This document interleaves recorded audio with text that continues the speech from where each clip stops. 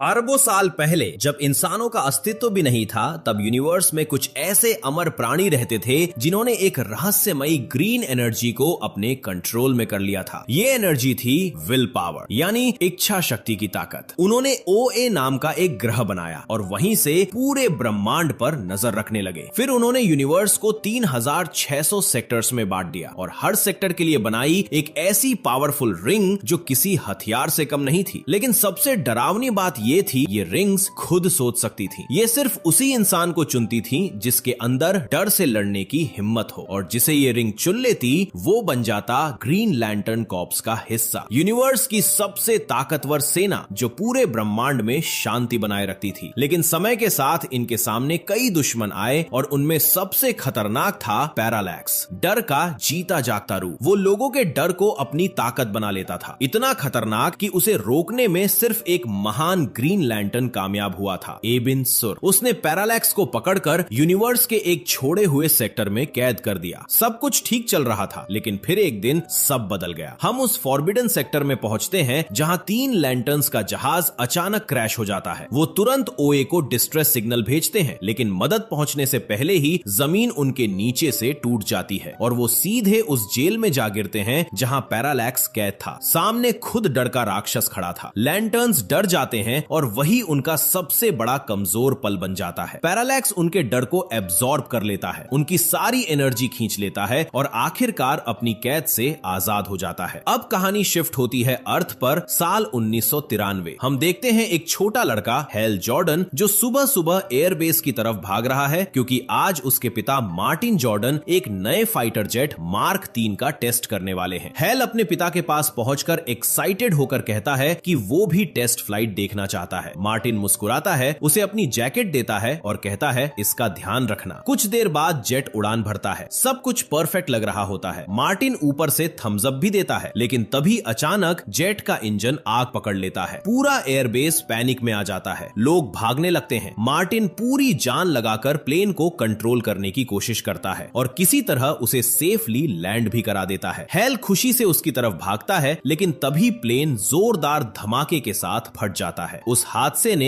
Hell की जिंदगी हमेशा के लिए बदल दी। उसके दिल में एक गहरा डर बैठ गया, लेकिन उसी दिन उसने फैसला किया कि वो भी अपने पिता की तरह पायलट बनेगा। अब कहानी वापस प्रेजेंट में आती है। एबिन सुर को पता चलता है कि पैरालैक्स अब तक 2 प्लैनेट्स खत्म कर चुका है। वो लोगों की लाइफ एनर्जी एब्जॉर्ब करके और भी ज्यादा ताकतवर बन चुका है। तभी पैरालैक्स सीधे एबिन सुर के जहाज पर हमला कर देता है। एबिन सुर लड़ने की कोशिश करता है, लेकिन पैरालैक्स अब बहुत ज्यादा पावरफुल हो चुका था। एबिन बुरी तरह घायल हो जाता है और मजबूर होकर वहां से भागता है। मरने से पहले वो OA को मैसेज भेजता है कि वो अर्थ की तरफ जा रहा है ताकि उसकी रिंग किसी नए बेरर को चुन सके। दूसरी तरफ हैल जॉर्डन अब बड़ा हो चुका है और दुनिया के सबसे बेहतरीन टेस्ट पायलट्स में से एक बन चुका है, बिल्कुल अपने पिता की तरह। आज उसकी कंपनी के लिए बहुत बड़ा दिन था। उन्हें गवर्नमेंट कॉन्ट्रैक्ट चाहिए था एडवांस्ड AI फाइटर जेट्स के लिए, ऐसे जेट्स जिन्हें पायलट्स की जरूरत ही नहीं पड़े। लेकिन हैल इस आइडिया के खिलाफ था। उसे लगता था कि कोई मशीन इंसानी दिमाग को रिप्लेस नहीं कर सकती। टेस्ट शुरू होता है। शुरुआत में हैल उन AI जेट्स को हल्के में लेता है, लेकिन वो उम्मीद से कहीं ज्यादा एडवांस निकलते हैं। हैल जितनी बार अटैक करता वो आसानी से बच जाते। कंपनी के लोग इंप्रेस हो रहे थे, लेकिन हैल अभी रुका नहीं था। वो जेट्स को इतनी ऊंचाई पर ले जाता है जहां प्रेशर उनकी सिस्टम्स को डैमेज करने लगता है। धीरे धीरे दोनों AI जेट्स फेल होने लगते हैं, लेकिन उसी समय हैल का खुद का जेट भी मेल फंक्शन करने लगता है। फिर भी हैल समहाउ कंट्रोल वापस पा लेता है और दोनों AI जेट्स डिस्ट्रॉय कर देता है। लेकिन तभी उसकी नजर कॉकपिट में लगी अपने पिता की फोटो पर पड़ती है और अचानक पुरानी यादें वापस आने लगती हैं। क्रैश, एक्सप्लोजन, मौत। हैल का फोकस टूट जाता है। जेट कंट्रोल से बाहर हो जाता है, लेकिन इंपैक्ट से ठीक पहले वो इजेक्ट कर लेता है और बच जाता है। जब वो वापस लौटता है तो सब लोग गुस्से में होते हैं, क्योंकि उसने उनकी सबसे एडवांस जेट डिस्ट्रॉय कर दी थी और करोड़ों का कॉन्ट्रैक्ट भी चला गया था। कंपनी वाले उसे तुरंत नौकरी से निकालना चाहते थे, लेकिन तभी कैरल बीच में आ जाती है। वो हैल को बचा लेती है, लेकिन फिर भी कहती है इन्वेस्टिगेशन पूरी होने तक तुम सस्पेंडेड हो। इसके बाद हैल अपने घर जाता है, क्योंकि आज उसके भतीजे जेसन का बर्थडे था। लेकिन घर पहुंचते ही माहौल खराब हो जाता है। उसके भाई न्यूज देख चुके थे। जेक गुस्से में कहता है तुम अपने पिता की तरह बनने के चक्कर में उनकी तरह मरना भी चाहते हो क्या? हैल शांत आवाज में जवाब देता है दिस इज माई जॉब। वो बात टालने के लिए जेसन के पास जाता है। बच्चा डरा हुआ था। हैल उसे कंफर्ट करता है और बर्थडे गिफ्ट देता है, लेकिन उसी वक्त अर्थ पर कुछ अनबिलीवेबल हो रहा था। अबिन सुर का स्पेसशिप धरती पर क्रैश हो चुका था। मरने से पहले अबिन अपनी रिंग से कहता है, गो फाइंड समवन वर्दी। तभी रिंग से हरी रोशनी निकलती है जो पूरे प्लेनेट पर किसी फियरलेस इंसान को खोजने लगती है, और आखिरकार वो एनर्जी हैल जॉर्डन तक पहुंचती है। लेकिन हैल को अभी कुछ पता नहीं था। जैसे ही वो घर के बाहर आता है, अचानक उसके चारों तरफ ग्रीन ऑरा बन जाती है। एक प्रोटेक्टिव स्फीयर उसे घेर लेती है और अगले ही पल वो सीधे आसमान में उड़ने लगता है। कुछ सेकंड बाद हैल क्रैश साइट पर पहुंच जाता है। वहां वो टूटे हुए एलियन स्पेसशिप को देखता है और अंदर भागता है। अबिन सुर अपनी आखिरी सांसें ले रहा था। हैल उसे बाहर निकालता है। अबिन कमजोर आवाज में कहता है, माई नेम इज अबिन सुर, प्रोटेक्टर ऑफ सेक्टर 2814। फिर वो हैल को रिंग और लैंटर्न देते हुए कहता है, रिंग हैज चूजन यू। इस रिंग को लैंटर्न के सामने रखो और ओथ बोलो, तभी इसकी शक्ति तुम्हारी बनेगी। तुम इस दुनिया के प्रोटेक्टर बनोगे। हैल उसे बचाने की कोशिश करता है, लेकिन बहुत देर हो चुकी थी। अबिन सुर मर जाता है। शॉक में आया हैल तुरंत अपने दोस्त थॉमस को बुलाता है। थॉमस वहां पहुंचता है और एलियन शिप देखकर पूरी तरह डर जाता है। हैल जल्दी जल्दी उसे सब समझाता है। उस एलियन ने मुझे ये रिंग दी है और कहा है कि अब मुझे दुनिया बचानी है। लेकिन तभी उन्हें कुछ आवाजें सुनाई देती हैं, मिलिट्री हेलीकॉप्टर्स। सरकार को एलियन क्रैश के बारे में पता चल चुका था। हैल और थॉमस तुरंत वहां से भाग जाते हैं। कुछ देर बाद मिलिट्री पूरा एरिया सील कर देती है। वो अबिन सुर की बॉडी रिकवर करते हैं और वहां बुलाया जाता है साइंटिस्ट हेक्टर हैमंड को, जो एक जीनोबायोलॉजिस्ट था। हेक्टर बॉडी एग्जामिन करना शुरू करता है, लेकिन तभी कुछ अजीब होता है। पैरालैक्स की थोड़ी सी एनर्जी अबिन सुर के शरीर में बची हुई थी और अब वो एनर्जी हेक्टर के अंदर चली जाती है। उसे अभी एहसास नहीं होता, लेकिन उसके अंदर कुछ बदल चुका था। रिपोर्ट पूरी करने के बाद हेक्टर सब अमेंडा वॉलर को सौंप देता है। उधर हैल घर पहुंचकर लैंटर्न को देखता है। वो रिंग पहनता है और अबिन की बात याद करने की कोशिश करता है। वो बार बार कोशिश करता है, लेकिन कुछ नहीं होता। फ्रस्ट्रेटेड होकर वो चिल्लाता है, तुम इतनी दूर से आए, अरबों लोगों में से मुझे चुना, तो अब मेरी मदद भी करो, मुझे लोगों की मदद करने दो। और तभी लैंटर्न एक्टिवेट हो जाता है। हैल की आंखें हरे रंग में चमकने लगती हैं। वो ओथ बोलना शुरू करता है। जैसे ही ओथ पूरा होता है, उसके अंदर पावर की लहर दौड़ जाती है और अगले ही पल वो सीधे स्पेस में लॉन्च हो जाता है, सीधा ओए की तरफ। क्योंकि लैंटर्न कॉर्प्स को पता चल चुका था कि अबिन सुर की रिंग ने एक इंसान को चुना है। ओए पहुंचने के बाद हैल की बॉडी स्कैन की जाती है। रिंग उसके अंदर नॉलेज और पावर अपलोड करने लगती है। धीरे धीरे उसके शरीर पर ग्रीन लैंटर्न सूट बन जाता है और फेस पर मास्क आ जाता है। हैल खुद को देखकर हैरान रह जाता है। तभी उसके पास एक अजीब सा क्रीचर आता है जो दिखने में लगभग मछली जैसा था। वो कहता है, माई नेम इज तोमर्री, प्रोटेक्टर ऑफ सेक्टर 2813। मैं तुम्हें लेने आया हूँ। तुम पहले इंसान हो जिसे रिंग ने चुना है। वो हैल को बाहर लेकर जाता है और ओए दिखाता है, एक ऐसी दुनिया जो इंसानी कल्पना से भी परे थी। Advanced, powerful, unbelievable. तोमर्रे समझाता है कि सृष्टि की शुरुआत से ही ग्रीन लैंटर्न कॉर्प्स पूरे यूनिवर्स में पीस और जस्टिस बनाए रख रहा है और इसका हिस्सा बनना बहुत बड़ा सम्मान है। फिर वो हैल से कहता है, चलो असेंबली शुरू होने वाली है। दोनों उड़ते हुए एक विशाल गैदरिंग में पहुंचते हैं। हैल चारों तरफ देखकर दंग रह जाता है, क्योंकि वहां मौजूद थे पूरे 3600 ग्रीन लैंटर्न्स। और तभी ग्रैंड एंट्री होती है एक पावरफुल वॉरियर की, सिनेस्ट्रो, ग्रीन लैंटर्न कॉर्प्स का लीडर। वो सबकी तरफ देखकर कहता है, पैरालैक्स अब पूरे यूनिवर्स के लिए बहुत बड़ा खतरा बन चुका है। सिनेस्ट्रो सभी लैंटर्न्स की तरफ देखकर कहता है, पैरालैक्स पहले ही कई प्लैनेट्स को खत्म कर चुका है और अब गार्डियंस ने मुझे उसे हमेशा के लिए खत्म करने की परमिशन दे दी है। दूसरी तरफ तोमर्रे